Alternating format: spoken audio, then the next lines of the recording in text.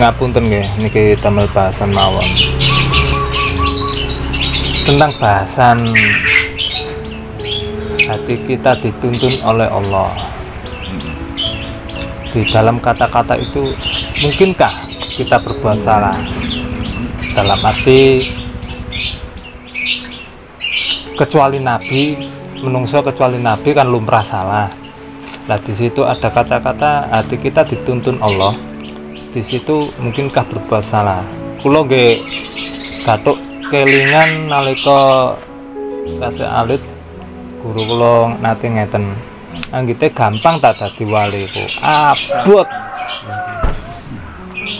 Abot tanggung jawabnya gede, resikonya gede, salah sak seretan mon niku bahaya. Sekali salah set. Lah nek guru kula riyen niku ceritane ngoten, sekali salah murka Allah.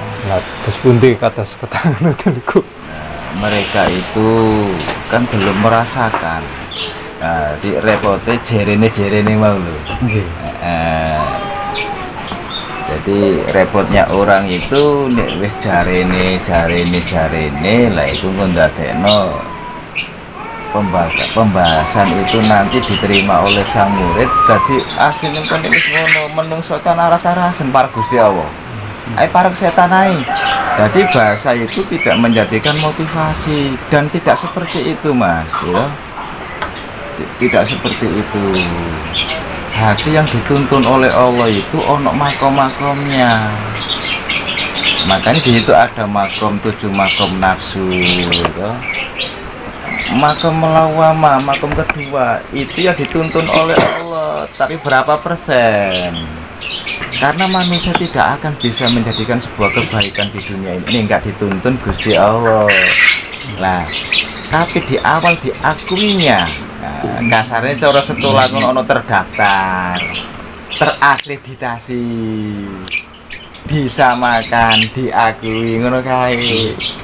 Jadi repot Mas. Wong pemahaman di kitab to. Atik engko maca kitab-kitab ngono kuwi. Lah, engko memberikan pemahaman anggone santri utawa murid. Akhirnya seperti itu seolah-olah iki ojo nglakoni ngene kuwi. Engko nek nglakoni ngono malah ngene. Lah, kapan wong dadi budi pekerti yang lurung asine budi pekerti luhur itu enggak dituntun bisa udah iso. Tapi makomnya itu beda-beda di makom apa itu. Nek paling kotor berarti dikuasai iblis totalitas itu makom amarah. Ada perjuangan jihadun nafsi munggah nak makom melawama dan makom itu nggak bisa kita menaikkan. Itu hak prerogatif Gusti Allah.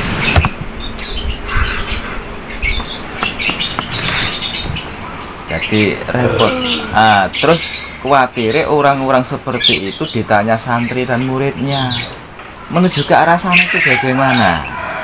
Lah, engko nek ngono ku piye? Karena banyak degone donya iki.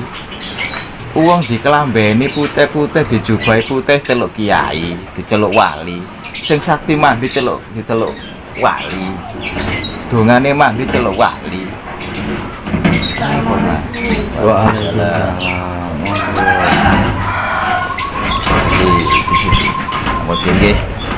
Tapi intinya simpel niku jihadun nafsi niku nggih sampai akhir umur, sampai akhir hayat tidak ada putusnya. Simpel niku. Jadi jihadun nafsi sebagai tolok ukur orang yang dituntun oleh Allah tergantung makom kita.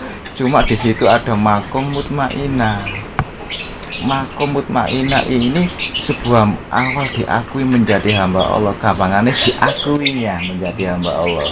Ini sebelumnya berarti masih terdaftar, tapi alhamdulillah di kono sudah ada percikan dituntun Gusti Allah entah berapa persen. Terakreditasi kasarannya itu. Jadi terbentuk dari sebuah kualitas tuntunan ati nanggone pangeran. Jadi Pak Mudin ya bahas seperti ini itu makanya para kiai itu bahas mek setengah-setengah tok. Ujung-ujunge mek ngono ae. Lah iki lho sing garai mbus piye. oleh yang sing didadekno makom-makom dadi ulama itu rata-rata karena keturunan, bukan karena kualitasnya. Rata-rata niku. Maka niku ono bani ngene, bani wis engko ngene ku nasabe iki. Nek wis nasab iku rata-rata wong kebatinan lan kejawen. Soalnya apa nasab ka ilmu mesti nurun. Baik piyen belajar ilmu ngene biasa nurun anak putune. Nek jihadun nafsi iku wis prai keturunan. Peringkat dekat sama Allah itu tidak ada nilai dari sebuah keturunan. Karena sebuah perjuangan kemudian harus tahu jalan menuju jihadun nafsi ini, cara kerohanian itu kudu ngerti, terus alat itu rukun Islam gitu. Terutama zakat, sholat dan puasanya ini. Nek wis pakai alat liya-liyane wis mbokono. Lah wong alat canggih ono kok nggunakno alat sing gak patek canggih iki temen ora juga. Ngapalo Quran gitu. Ngapalo kitab iki.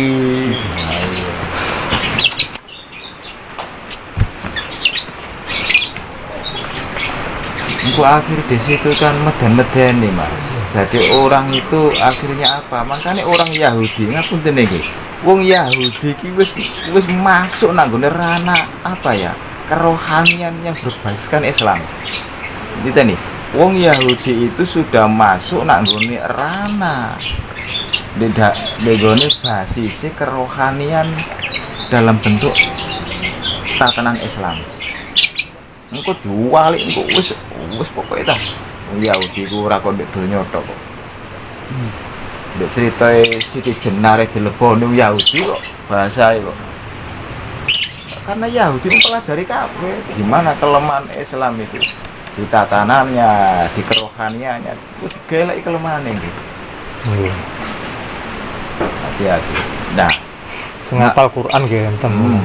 Ngarang-ngarang kitab iki pinter Yahudi. Oh, kitab mana gak pinter oh. Pun reset mas diet. Nah, makanya kan dikirim anggone kebatinan tapi nggak terasa.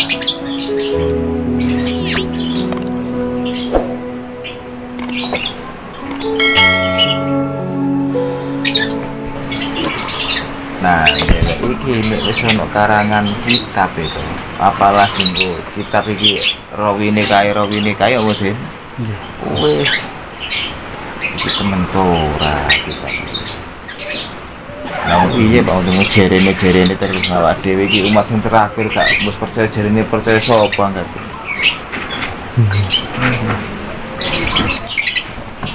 Lantas akhirnya apa kualitasnya wong-wong sing terakhir ku mbus piye to.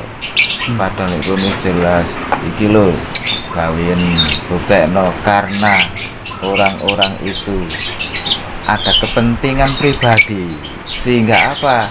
Kepentingan pribadi itu mau menjadikan dia tidak mengakuinya, padahal dibuktekno yo tenanan yo tapi kan nggak terus soalnya mir kelangan toples mir kelangan roti wafer kebesaran nek wis kehidupan keduniawiane wis dibersekutu bareng ngono ku mergawene pintere iku dewangi bangsa ngono kuwi. Engko wis mlaku nek gone tak tuntunan Islam. Ya resiki kabeh dong Siti Khotijah berendel ngono kok.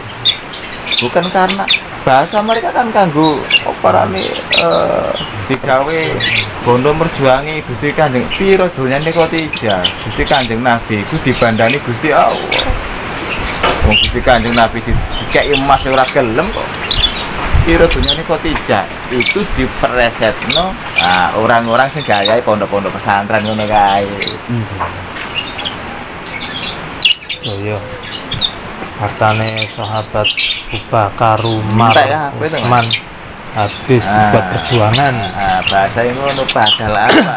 Orang kalau sudah masuk ke ranah pintu ketauhidan, nek diparing titipan donya, berarti betul-betul titipan donya itu adalah sebuah amanah benar.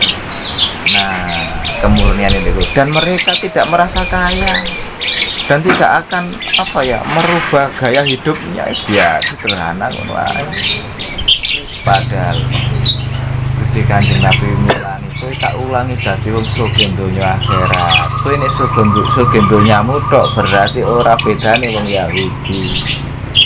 Kowe tak ulangi he umatku, sugih niku tanggung-tanggung sugih donya sampai akhirat. Lah orang-orang sing saiki itu kowe nek kepengin zakat asline itu nang lakonono kerohanian iki agak berendel ngono ya sing wangi-wangi mergawe melayu dhewe-dhewe kok rontok. Makanya orang-orang seperti itu karena tidak mau ditinggalkan baju kebesarannya akhirnya bahasanya dengan seolah-olah sanate jelas kan ngono Mas temperane. Nah, balik baju kebesaran kan pengen dilem wong. Terus mari ngono apa? Nek wis ngrasakno dhewe iki lho. Kowe iki angkate sik butuh sanat kono jerene kono ta. Wong wis aku iki mangan menyok wis rasane wis tak rasakno kok sik sanat ae. Nah nek guru rasane menyok ya nek bener ya jarene Mas Lardi rasane menyok ngene.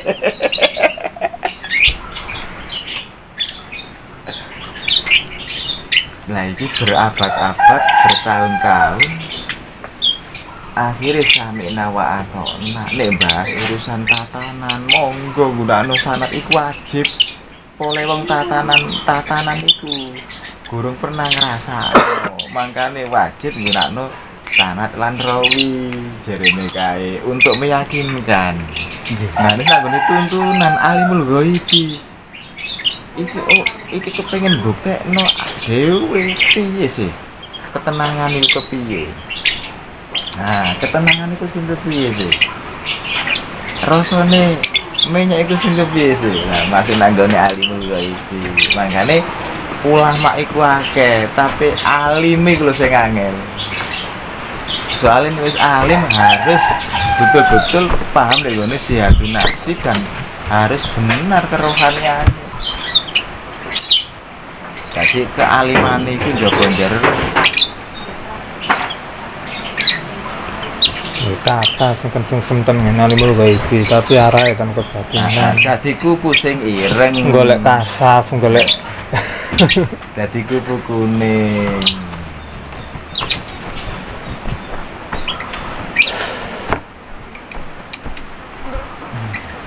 Alhamdulillah.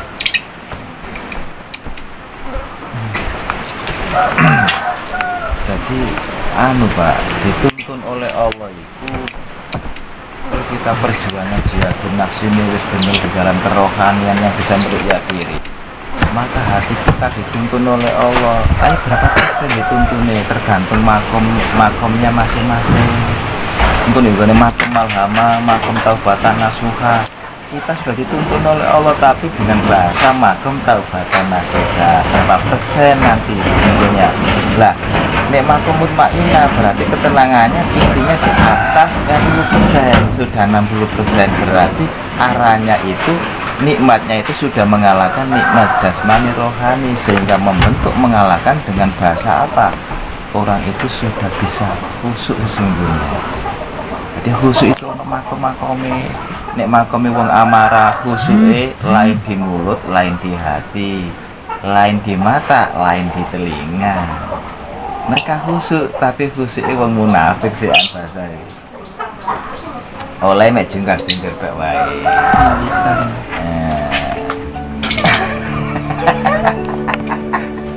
Tapi yang wong timbang gak belas.